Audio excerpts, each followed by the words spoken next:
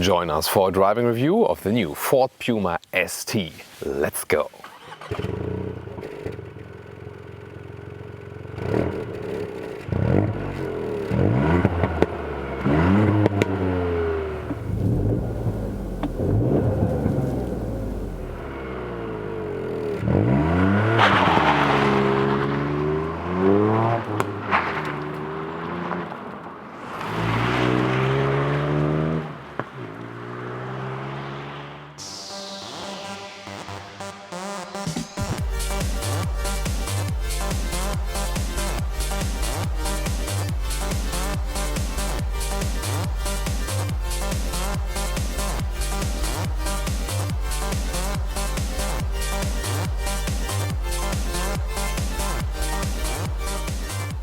In the front, the Ford Puma in general, you can see a wide front grille, so a sporty look, although it's a crossover, and even sportier than in the ST version with this additional lower bumper here, Ford Performance, and then you have the black frame around and this special honeycomb style structure inside this grille.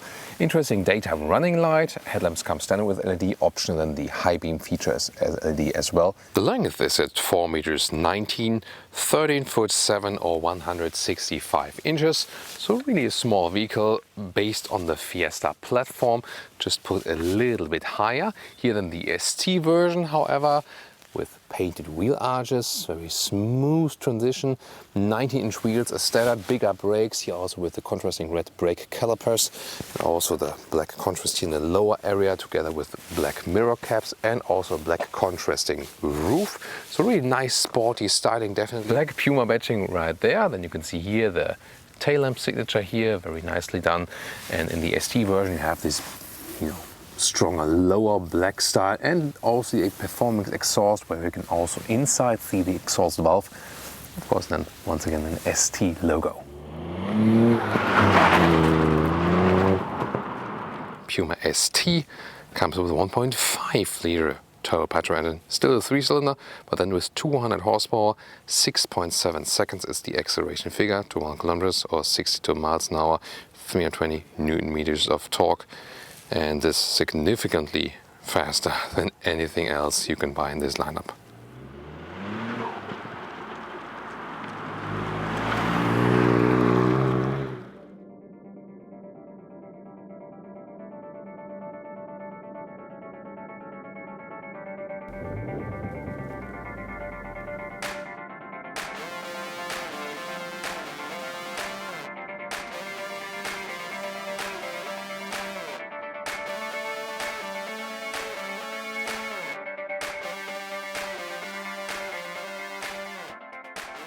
Ford Performance badge here and also ST floor mats next to aluminum pedals. Then we have this carbon fiber-like structure here, soft touch of this dashboard, ST steering wheel, flat bottom, ST logo. And then we have the Recaro sport seats. They come standard with the ST. Nice microfiber here on the inside, keeps it tight and cool in summer, warm in winter. ST badging. As far as my research goes, these parts here are leatherette animal free, but then these parts are from animal origin, which is of course not really necessary. Recaro doesn't give us so much information about that though. Getting inside, of course, with the shoe tab, and yeah, these stiff seats here have to slide in for these, and they give you a really good support here, shoulder area and also the lower area, so they really keep you tight together and with the microfiber surface, which is the best for racing. 8-inch touchscreen here is also standard, here with Apple CarPlay or Android Auto. Left side 12.3-inch digital instruments, B&O sound system.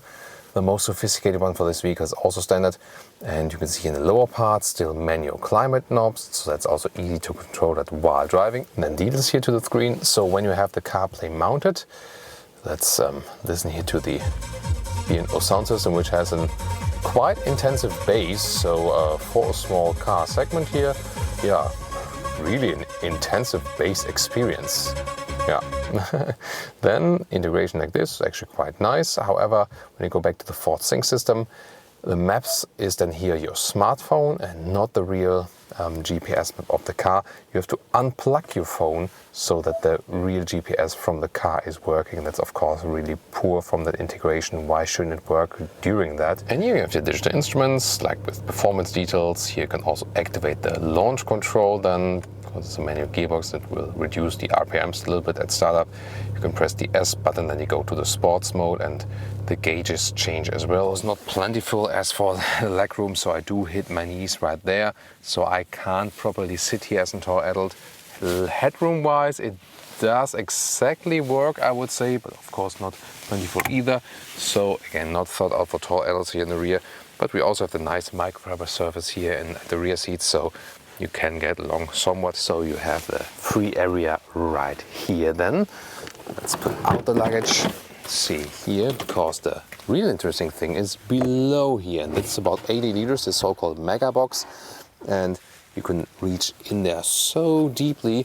And then underneath you see you can also unscrew this part, and then you can actually rinse the water through it, so you can put ice cubes in it for a summer party and so on.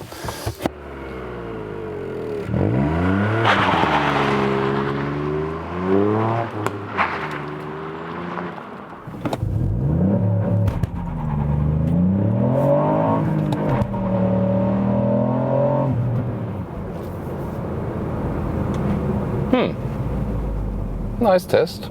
First time launch control. Yeah, you still got some wheel spin, of course, so much power just via the front wheels, but the launch control is limiting that, so you get more power to the ground.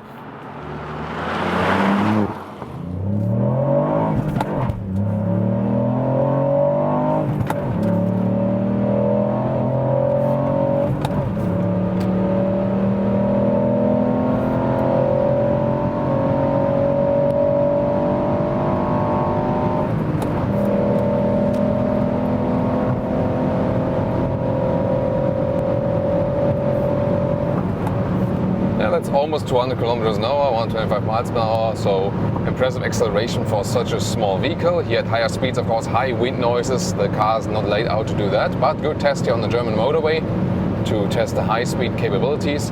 Sport suspension, so really stiff on the road, but here good control, also very precise steering input here at higher speeds. A little bit feeling like on a Nürburgring Nordschleife, but again, you hear how I have to raise my voice, but considering it's such a small vehicle, I have a good controlled feeling over that car. Now hard on the brakes, again good control, of course bigger brakes being used here. Now reducing the speed to 80, easy going, then it's also okay with the noise insulation, and we can keep it in a higher gear. And now once again acceleration when we are already at speed, going from about 100 kilometers to whatever.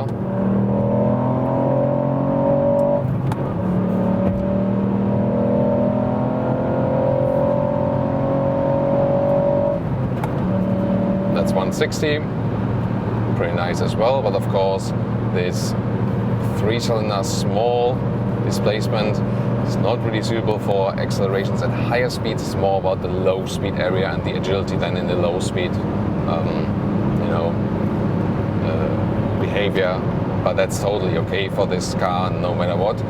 Again, it's really cool how calm and collected this small vehicle remains when you are at high speeds here. It's not that it would be that it's really relaxing due to the noise insulation, but again how suspension is behaving and how calm the steering wheel is. 19-inch wheels mounted, they make it of course even less comfortable, but very good sporty behavior, so exactly what you like.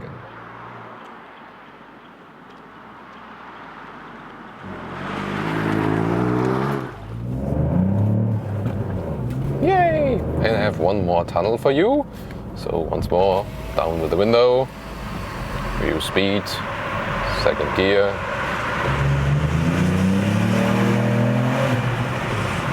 Yeah, why not? I mean, it's not too exaggerated, but yeah, definitely nice and sporty.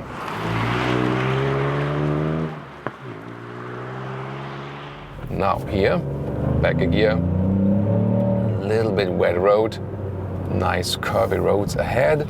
See here, once again, I don't have to turn the steering wheel that much. Great natural feeling, accelerating out of the corners.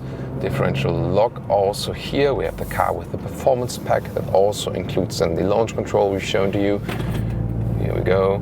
And so nice out of the corners as well, so you don't feel like, oh, this is so bad because it's front wheel drive only.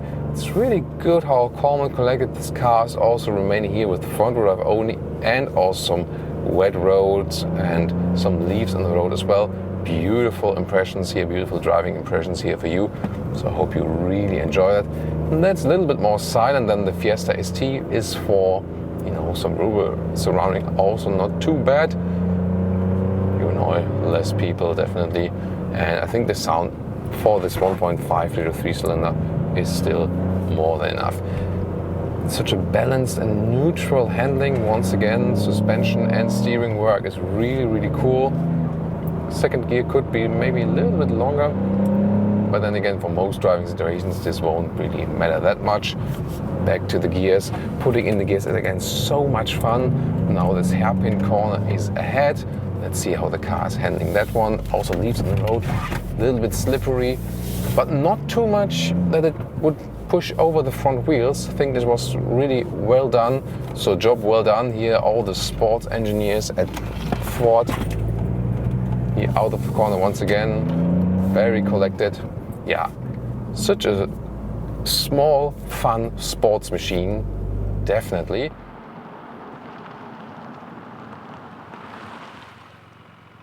And now to our conclusion for today with the Ford Puma ST. Some 8 liters and 1 kilometers, so 29 mpg US, 35 mpg UK. Have to calculate with that if you want to use some of the performance, but still, you know, keep it rather calm. So this is like a realistic mix in the fuel economy. Of course, a lot for such a small vehicle, but you also get a lot of performance from this 1.5 liter 3-cylinder turbo petrol engine. So great boost also, especially in lower speed areas. And also the suspension is really keeping it very calm and collected. Of course, you do lose comfort in everyday driving life, especially with the 19-inch wheels here in the combination, which are standard for the Ford Puma ST. The same also counts for the seats. They keep you really tight, that's good, and also the microfiber surface is nice.